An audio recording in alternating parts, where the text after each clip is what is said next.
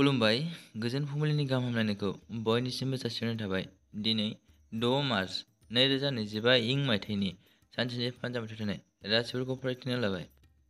मेष राशि राङारि मुलाम्फा जागोन नाथाय सोलोजों रां थिसनगोन। बृष राशि रांनि बागै सांग्रां जानांगौ, खरसाया बांनो हागौ।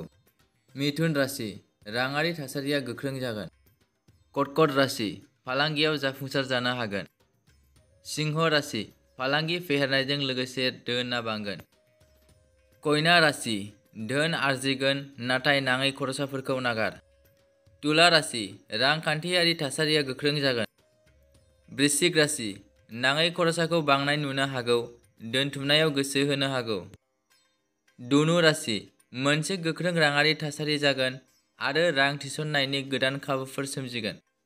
मकर राशि लोगोरिजों जाथायफोरा बांनो हागौ, सांग्रां जा। कुम्भ राशि राङारि मुलाम्फा जागोन नाथाय खरसायाबो बांनो हागौ। मीन राशि फालांगियाव धोनखौ बांनाय नुनो मोनगोन। दिनैनि राशि फोरमायनाय एसेनोसै। बेजों लोगोसेयैनो बुहुमनि साफ्रोमबो सुबुंफोरनि थाखाय दिनैनि साना गाहामैनो बारलांनो थाखाय आनान गसाइनाव आरज गाबनाय थाबाय। गोजोन्थों।